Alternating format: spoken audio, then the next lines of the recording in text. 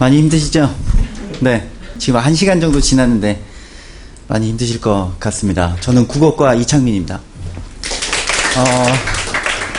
많이 힘드실 텐데 사실 아이들은 아침부터 저녁까지 이러고 있어요. 그리고 이제 학원에 보내시면 10시까지 이러고 있죠.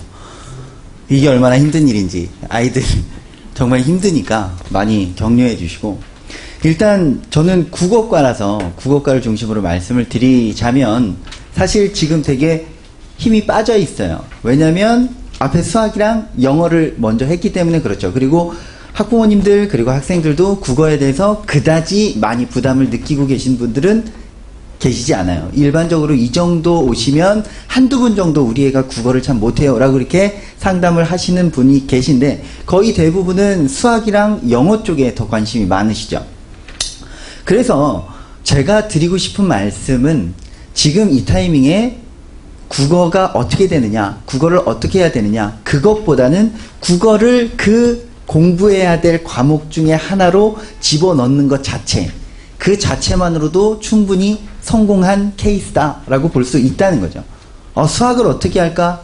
영어를 어떻게 할까? 이거는 준비는 잘 합니다. 근데 국어를 어떻게 할까에 대해서 준비하는 건 거의 고등학교 2학년 이후에 그때 준비를 하기 시작하거든요. 그때는 분명히 문제가 있다는 거죠. 자, 일단은 국어라고 하는 것 자체가 학생들에게 되게 부담이 되는 과목은 아니에요. 학생들에게 되게 부담이 되는 과목은 아니죠. 그래서 첫 번째 중간고사, 고등학교 올라와서 첫 번째 중간고사를 준비할 때도 수학이랑 영어랑 그 중심으로 열심히 공부를 합니다. 그래서 국어는 중학교 때 충분히 90점, 대충 이 정도 공부하면 충분히 90점 이상은 나올 수 있어. 그리고 그걸 나와 봤기 때문에 그거랑 비슷하게 또 공부를 하죠. 자습서 가지고 공부하고, 그다음에 이제 학원 교재 가지고 문제를 열심히 풀면서 공부를 합니다. 그런데 결과는 안 좋죠. 결과는 그 중학교 때 90점 정도 나왔던 학생들, 그래서 거의 뭐 90점대 후반 나왔던 애들이 계속 그 점수대를 유지하고 90점대 초반 정도, 그리고 95점 이하 정도 나왔던 애들은 80점대나 70점대로 떨어지게 돼 있어요. 그 패턴으로 공부를 하게 되면. 그러면 이제 생각이 많아지죠. 학생들도 생각 많이 해요. 고등학교 1학년 정도 되면 자기 인생에 대해서 엄청나게 고민을 합니다. 그래서 고민하고 내가 믿었던 건 국어밖에 없었는데, 국어만큼은 내가 90점이 넘을 줄 알았는데 국어가 70점이 나온 그 순간부터 자기 인생에 대해서 고민을 해요. 그러면서 게임을 하죠. 네. 그리고 여학생들은 그러면서 거울을 봐요. 나의 미모는 어느 정도가 좋으니까 이걸로 좀 연예계로 가서 성공할 수는 없을까. 그리고 이제 남학생들도 TV를 봅니다. 백종원 아저씨가 요리하는 설탕 막 넣는 거 보면서 꿈을 키우고 가는 거예요. 한 6개월, 길게는 1년 정도 끊임없이 꿈을 키우다가 어느 날 엄마가 이제 잔소리를 하죠. 너 공부도 안 하고 성적 이게 뭐니? 그러면 그제서야 커밍아웃 하는 거죠. 그동안 1년 동안 했던 고민을 얘기하는 거예요. 엄마, 나 요리사 되길래 이렇게 요리학원 보내줘. 이렇게 얘기합니다. 그러면 이제 엄마는 또 너 갑자기 왜 이래? 갑자기 또 왜 그래? 라고 얘기하지만 학생들은 갑자기 한 거 아니에요. 학생들도 정말 고민 많이 하고 얘기하는 거죠. 근데 아시잖아요. 그게 그렇게 쉽게 되는 거 아니라는 거. 미술을 한다, 음악을 한다, 아니면 요리를 한다, 아니면 목사님이 되겠다? 이렇게 얘기할 수도 있는데, 어쨌든 학생들이 그렇게 얘기할 정도가 되면 자기가 진로를 스스로 결정해서 공부가 아닌 다른 진로를 얘기한다라는 그 순간이 되면 거의 공부에 대해서 본인이 포기를 했다라는 얘기입니다. 물론 그것을 중학교 때부터 계획하고 준비해 왔던 애들은 다른 거죠. 근데 고등학교 2학년 넘어서 그때 돼서 내가 뭔가를 하겠다. 엄마 나 꿈이 생겼어요. 이렇게 얘기하면 그때 정말 크게 문제가 있는 거예요. 정말 문제가 있는 거죠. 그래서 공부가 아닌 다른 학원을 가겠다라고 하면 문제가 있어요. 그거를 중학교 때부터 뜻이 있어서 준비하는 것과는 분명히 차이가 있다는 겁니다. 그래서 어쨌든 지금 고등학교 1학년 학생들도 분명히 있고, 그다음에 이제 학부모님들 계시는데, 가장 이제 필요한 것들은 뭐냐면, 자기가 끝까지 하겠다라고 하는 그 꾸준함이 필요해요. 거의 대부분의 학생들이, 인터넷에서 가장 많이 뒤져보는 게 뭐냐면 국어 공부법이에요. 수학 공부법이나 영어 공부법은 많이 뒤져보지 않습니다. 왜냐면 자기가 뭐가 부족한지를 알기 때문에 그래요. 수학을 하려면 어떻게 해야 된다는 걸 어느 정도 알고 있다는 거죠. 근데 국어에 대해서는 대책을 못 잡아. 어떻게 해야 될지를 몰라. 그러다 보니까 국어를 어떻게 공부해야 돼요? 비문학을 어떻게 공부해야 돼요? 이런 것들을 제일 많이 물어본다는 거죠. 일반적으로 수만이, 기출비, 오르비 같은 그런 그 교육 커뮤니티 같은 데에서 학생들이 가장 많이 질문하는 과목 중에 하나가 국어예요. 그런데 그때부터 공부법을 탐닉한들 절대 실력이 늘지는 않죠. 그 어떤 공부법도 꾸준함을 이길 수는 없으니까. 자, 제가 이런 말씀을 좀 많이 드리는 거는 어쨌든 지금 여기 앉아 계신 학부모님들께서는 두 가지 부류라고 저는 생각이 듭니다. 첫 번째는 뭐냐면 일단 좀 포괄적인 분들. 우리 애가 이제 고등학교 1학년이 됐는데 도대체 무슨 공부를 어떻게 시켜야 될까? 어떻게 준비를 해야 될까? 라고 해서 좀 포괄적으로 준비하시는 포괄적인 시각을 가지신 그런 학부모님이 계실 거고, 그 다음에 이제 또 어떤 부모님들은 이미 이 고등학교 설명회를 몇 군데를 돌아보셨어요. 그러면서 이미 어느 정도 결정을 하셨어요. 학원을 보내야 되겠다. 얘를 학원을 보내야 되겠는데 도대체 어떤 학원을 보내야 되고 어떤 학원에서 어떤 커리큘럼으로 가르치니까 우리 아이한테 잘 맞는 학원은 어디일까를 이제 보는 조금 더 냉정하고 좀 더 이렇게 범위가 좁으신 학부모님이 계시겠죠. 그리고 지금 이 저녁 시간에는 네, 아무 생각 없이 끌려온 학생들도 몇 있네요. 네, 힘들 거예요. 그러면 그분들의 이제 어떤 것들을 좀 충족시키기 위해서 좀 말씀을 드려야 되는데, 어쨌든 또 저희들의 입장이 있죠. 저희들의 입장은 저희들이 좀 자랑을 해야 돼요.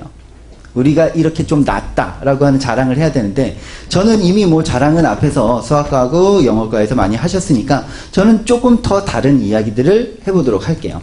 일단은 이 수능 등급컷입니다. 수능 등급컷이고요. 이걸 좀 확대해서 보면은 국어 B형이 작년에 가장 변별력이 있는 과목이었어요. 그래서 1등급 컷이 91점이었고, 그 다음에 이제 수학 A형은 96점이었어요. 국어 B형과 수학 A형은 같은 애들입니다.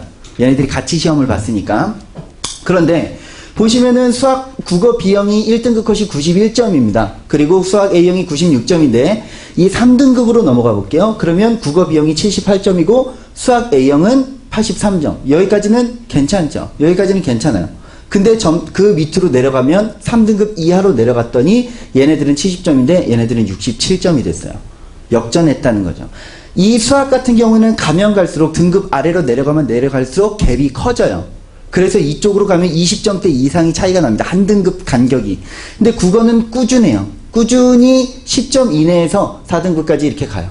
쉬웠던 시험 국어 A형을 기준으로 봐도 계속 여기까지는 10점 정도, 여기는 8점 정도, 크게 차이가 없다는 겁니다. 이 말은 뭐냐면 여기에서 있는 1등급이 가지고 있는 그 애들이 틀린 문제가 그냥 기본적으로 4문제라고 보면 돼요. 2점짜리 3개랑 3점짜리 하나랑 해서 4문제가 틀렸는데 그 4문제는 연계되지 않은 지문 하나라고 보시면 됩니다. 연계되지 않은 그 지문 하나가 난이도가 상당히 높았어. 그러면 학생들이 그거에 대해서 와르르 무너진다라는 거죠. 국어 과목이라고 하는 것 자체에는 어려움을 느끼지는 않지만 어떤 연계되지 않은 이제 EBS랑 연계되지 않은 어떤 제시문이 나오게 됐을 때 그것을 해결할 수 있는 능력이 없다는 거죠. 그러니까 공부가 잘못됐다라는 거겠죠. 그러니까 국어 자체는 상당히 잘해요. 촘촘하죠. 촘촘해. 그렇기 때문에 실수도 상당히 타격이 크게 되고, 그 다음에 그 상위 자기가 처음 보는 지문을 얼마나 해석할 수 있느냐라고 하는 그 눈이 국어의 성적을 결정짓는다라고 볼 수 있어요. 그래서 국어는 좀 더 다른 공부, 어떻게 됐든 글 공부가 아닌 개념 공부가 돼야 된다는 것이 핵심이라고 볼 수 있겠죠. 자, 그러면 뭐 이거는 두고 일단은 조금 더 포괄적으로 보시는 학부모님들한테 말씀을 드릴게요. 일단은 제일 중요한 거는 학생들이 공부를 할 때 3가지 영역이 있다는 거. 국어에도 3가지 영역이 있다는 것을 잊으시면 안 됩니다. 3가지 영역이 있어요. 그냥 대부분의 학부모님들께서 국어 공부하면 뭘 떠오르시냐면 시랑 소설을 생각하시는데, 시 소설은 33.3%, 정확하게 3분의 1을 차지하고 있습니다. 내신이든 수능이든 마찬가지예요. 그 다음에 나머지 33.3%, 3분의 1이 화법, 작문, 문법이고 나머지 3분의 1이 비문학, 독서예요. 1학년 교과서도 다 그렇게 구성이 되어 있습니다.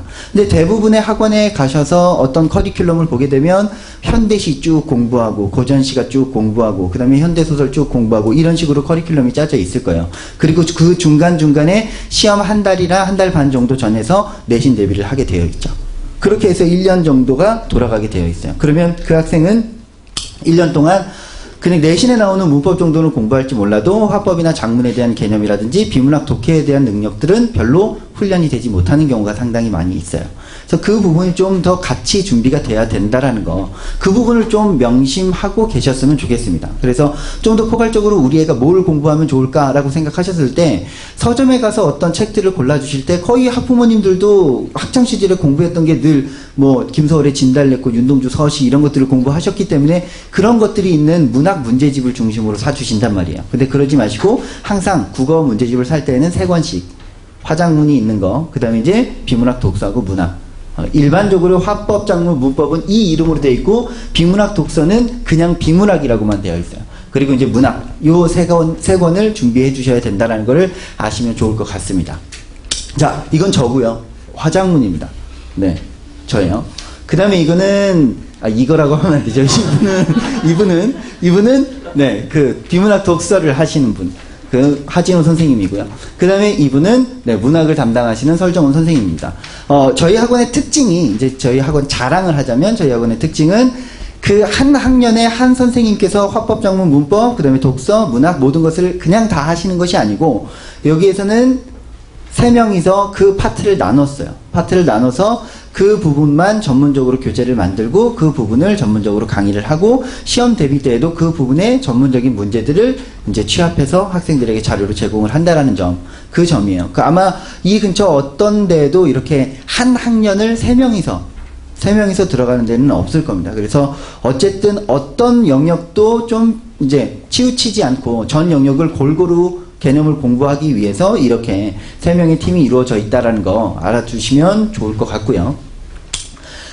학생들한테 얘기를 할게요. 학생들한테도 얘기를 하고, 그 다음에 이제 학부모님들 중에서 학생들이 국어를 어떻게 공부하는지 잘 모르겠다라고 생각하시는 분들에게 같이 함께 말씀을 드리면, 일단은 제일 중요한 건, 뭐 이따가 입시 선생님께서 말씀을 하시겠지만, 오늘 고대가 이제 2018학년도부터인가요? 논술을 안 하겠다라고 발표를 했어요. 보셨는지 모르시겠습니다. 그러면 논술이 빠진 그 자리는 뭐로 갈까요? 학생부 종합으로 갈 가능성이 상당히 커요.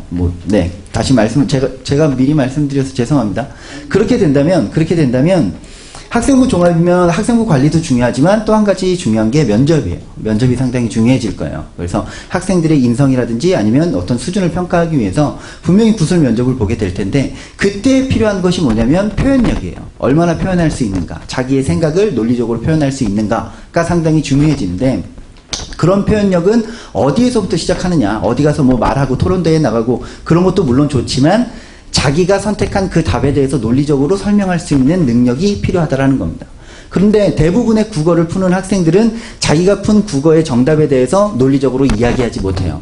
그럼 어머니들께서 이번에 준비를 하시면서 학생에게 어떤 문제집을 풀게 하고 그리고 딱 한 문제만 딱 한 문제만 보신 다음에 어머니께서는 미리 풀어보지 마시고 딱 한 문제를 보시고 그거를 설명해 보라고. 맞은 문제, 학생이 맞은 문제, 너 설명해봐. 이거를 설명해봐. 그 설명을 듣고 나서 어머니께서 이해를 하셔야 돼요. 이해가 돼야 돼요. 논리적으로 설명했다면. 이것이 왜 답이 됐는지 그것을 체계적으로 설명을 해야 된다는 거죠. 그런 설명이 돼야 되는 게 일치의 원리입니다. 자기의 생각, 자기의 느낌 이걸로 얘기하는 게 아니에요. 국어는 상당히 많은 학생들 그리고 많은 학부모님들도 되게 느낌과 감과 이런 것들로 푸는 거라고 생각하는 이제 학생과 학부모님들이 많은데 그리움이라고 하는 게 있어요. 그리움을 모르는 사람은 여기 분명히 없습니다. 그리움. 그런 감정들은 분명히 다 알고 있죠. 그렇지만 그 그리움을 이 시적 화자가 느끼고 있다는 것을 판단하기 위한 분명한 기준이 있어요. 그것을 전국에 있는 60만 명 그리고 그 60만 명을 가르쳤던 수없이 많은 국어 선생님들이 풀었을 때 다 이게 그리움이라고 생각하는 그것이 있다라는 거죠. 근데 그 학생만 왜 이게 그리움인지 난 모르겠어요 라고 생각하는 학생이 있다는 거죠. 분명히 국어에서도 객관적이고 보편타당한 그 기준이 있다는 거죠. 그리움을 표현할 수 있는 방법에 대해서 알아야 하고 그래서 그러한 표현들이 어떻게 드러나고 있는지 그래서 어떻게 확인해야 되는지를 분명하게 알아야 돼요.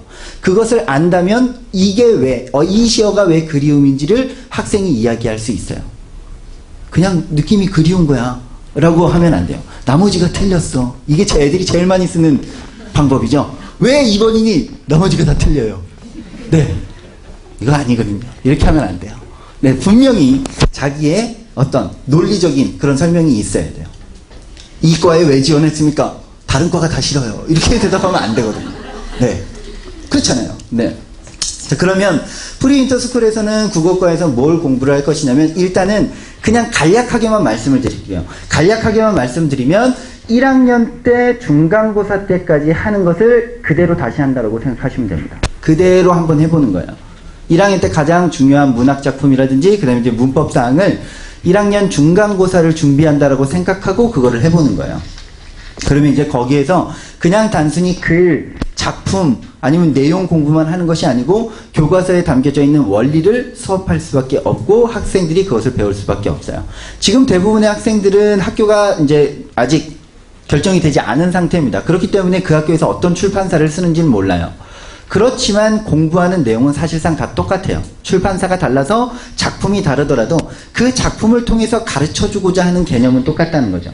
근데 대부분이 그냥 고등학교에 올라가서 내신 대비를 하면 그 작품, 왜냐면 당장 시험 잘 봐야 되니까 그 작품을 공부하게 된다고요. 그러면 교과서 공부가 상당히 의미가 없는 공부가 될 때가 많아요. 아무래도 교과서 공부는 수능까지 연결되는 게 당연한 거니까.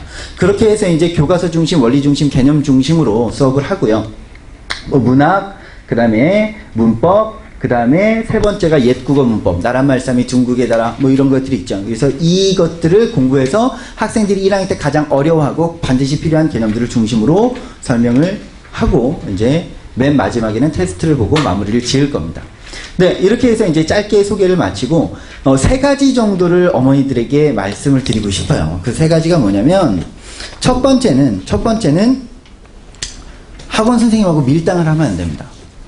밀당하시는 부모님들이 계세요. 아이들을 두고 밀당하시는. 언제든지 궁금한 점이 있거나 그럴 때 항상 학원에 연락을 주세요.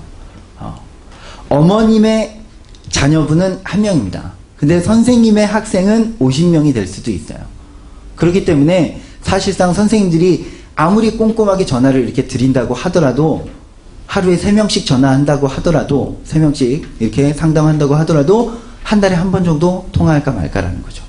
그러니까 어머니들께서 조금 더 이렇게 테스트 결과 같은 것들이 왔을 때 한 번쯤은 전화를 하셔서 꼭 뭐 우리 애가 큰일 났어요. 뭐 이런 대화하지 않아도 돼요. 맨날 큰일 나는 건 아니니까. 그럼 그냥 뭐 잘 지냈는지 뭐 어떤지 그래서 간단한 안부라도 이렇게 주고받게 되다 보면 거기서 자연스럽게 학생에 대한 이야기들이 나올 수 있다는 거죠. 그래서 밀당하지 말고 좀 먼저 학원에 전화하셔도 괜찮습니다. 꼭 그렇게 하시라는 것이고, 그 다음에 이제 아까도 서두에 말씀드렸지만 공부법을 공부하지 말았으면 좋겠어요. 이거는 학생들한테 더 맞는 말일 거예요. 공부법을 공부해요. 어떻게 공부해야 될까를 공부해요. 그건 필요 없거든요. 남들이 어떻게 하든 그건 별로 중요하지 않아요. 그리고 어떤 공부법이든 꾸준하게 하면 성적이 향상이 됩니다. 그 공부법 한 달 하고 안 돼. 안 되겠네. 딴 거. 그 공부법 또 한 달 하고 안 돼. 또 딴 거. 이렇게 된다고요. 그건 절대 안 좋은 거예요. 꾸준히 하시고 계속해서 하세요. 과외를 하든 아니면 인강을 듣든 꾸준히 하세요. 꾸준히 하는 것. 그 꾸준함보다 더 좋은 공부법은 분명히 없습니다. 그 다음에 이제 세 번째, 어머니들께서 학생들에게, 자녀분들에게 뭔가를 이야기할 때 부정적으로 말씀하지 마세요. 거의 대부분 저희 어머니도 그렇게 말씀하셨었는데 너 이러면 망해 이렇게 얘기한다고요. 부정적인 쪽으로 이러고 있으면 망해 이렇게 얘기한다고. 그러다 보니까 이제 애들이 정말 망하는 거예요. 네. 거꾸로 긍정적으로 너 이거 하면 좋아져. 근데 이게 말하기가 되게 오글거려요. 너 지금 공부하면 서울대 간다? 이렇게 얘기하기가 정말 힘들어요. 그죠? 너 이러다가 지방대 가. 너 이러다가 인만 4년제도 못 가? 이렇게. 너 이러다가 저기 뭐 울릉도로 가야 돼. 그래서 오징어 잡아야 돼. 이렇게 얘기를 한다고요. 뭐 그분들을 폄하하는 건 아니지만 뭐 이런 식으로 이제 이야기를 하다 보니까 되게 부정적인 반응을 하게 된다는 거죠. 오히려 더 긍정적인 반응, 좋은 이야기들, 그런 것들을 하게 되면 이제 조금 처음에는 오글거릴지 몰라도 학생들이 꿈을 꾼다고요. 로또를 사는 것처럼. 로또를 살 때 꿈을 꾸잖아요. 와, 내가 이거 되면 뭐 해야지 라고 꿈을 꾼다고요. 그러면 학생들도 좋은 얘기를 들을 때마다 꿈을 꾼다고요. 기대를 하게 된다고요. 기대를 하는 것만큼 두려움보다 더 좋은 건 기대거든요. 기대하는 것만큼 좋은 건 없습니다. 그래서 늘 학생들하고 좋은 대화를 나누시고, 그래서 학생들에게 기대를 심어줄 수 있는 어머니들 되셨으면 좋겠습니다. 일단은 저는 여기까지 마치고요. 제 얘기는 여기까지 마치고, 전체적으로 이제 국영수를 다 마쳤기 때문에 전체적으로 안내를 드리면, 일단은 강남 메가스터디 프리 윈터스쿨은요, 11월 18일 수요일에 개강을 하고요. 6주 과정으로 개강을 하고, 그 다음에 이제 2주 후에, 이때 이제 등록을 못하는 그 학생들을 위해서 2주 후에 12월 2일에 4주 과정으로 다시 개강을 합니다. 그래서 이 부분에서 차이가 나는 그 진도 부분은 뭐 전체를 다 채워드리기는 좀 어렵고요. 그 내용이 2주간을 이렇게 한순간에 따라갈 수는 없고, 어느 정도 이제 동영상 강의라든지 이제 테스트를 통해서 좀 채워진다라는 거 아시면 되고, 개별 과목별로 좀 상담을 해주시면 그 부분에 대해서 어떻게 처리를 할 건지를 말씀해 주실 겁니다. 그리고 이제 종합 시간표인데요. 이제 아까 수학과하고 영어과에서 이미 이야기를 했기 때문에 수학은 월요일, 수요일, 그리고 토요일, 그다음에 이제 영어는 화요일, 목요일에 있고요. 이제 국어는 금요일에 있다라는 걸 아시면 되겠습니다. 네, 일단은 여기까지 말씀을 드리고요. 이제 입시 담당하시는 김원성 선생님 나오셔서 입시에 대해서 말씀해 주시겠습니다. 고맙습니다.